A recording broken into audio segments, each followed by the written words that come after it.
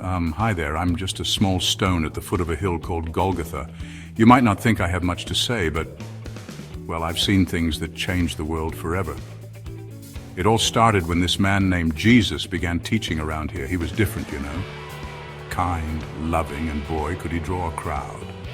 The way he treated everyone, especially the little ones, was something special. I'd watch him walk by, telling stories about love and forgiveness. People would gather around, hanging on his every word. Once I saw him heal a blind man right where I was sitting. The joy on that man's face. It was like seeing the sun for the first time. And it wasn't just him.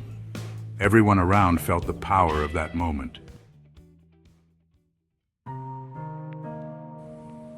But not everyone liked Jesus.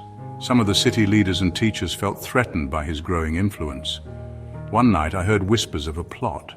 30 pieces of silver exchanged hands in the shadows near me. Later I saw a group of soldiers marching up the hill, led by one of Jesus' own friends. Can you believe it?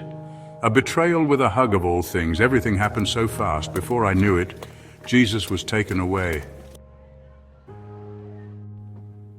They took Jesus away, and the next day was tough. Really tough. They brought Jesus back up here carrying a heavy wooden cross. I wished I could help, but, well, I'm just a stone. The sound of the hammer, I'll never forget it. They nailed him to that cross right above where I lay. But even then, in all that pain, Jesus asked God to forgive them. I've never seen such love and grace. As the sky darkened and the earth shook, I felt a deep sadness. But somehow, I also felt a glimmer of hope. Hours passed. The sky grew dark. It was like the whole world was holding its breath. When Jesus finally said, "It is finished," and died, the whole earth shook. I thought I'd roll right down the hill. They took his body down and buried him in a tomb nearby. A big stone, much bigger than me, was rolled in front of it. For 3 days, everything was quiet, sad. It felt like all hope was lost.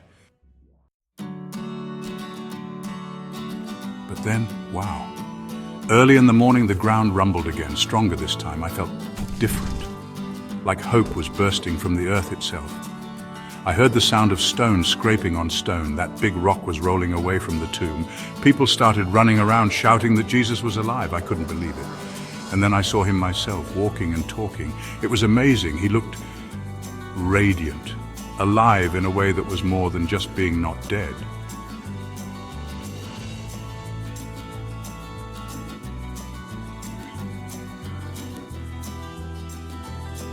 Over the next few days, Jesus appeared to more and more people. He comforted them, taught them, and walked with them.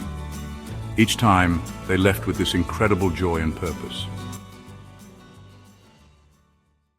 Finally, Jesus gathered his followers one last time. He told them to spread his message of love and forgiveness to the whole world. And then he rose up into the sky. Can you imagine? I've seen birds fly, but this was something else entirely. So here I am, still at the foot of Golgotha. But now I know that even the smallest of us can witness the greatest of miracles, and that's pretty rock solid if you ask me. Sorry, couldn't resist a little stone humor there. You know, I used to think being a small stone meant I wasn't important. But now I realize that every part of creation has a purpose. We're all part of a bigger story. A story of love that's stronger than death, of hope that can shake the earth. So remember, no matter how small or insignificant you might feel sometimes, you too can be part of something amazing. Who knows? Maybe someday you'll have a story to tell that will change someone's world forever. As for me, I'll keep watching and waiting. After all, Jesus said he'd come back someday. And let me tell you, that's one return I don't want to miss. Until then, I'll be here, holding on to hope, and maybe rolling with laughter at my own jokes.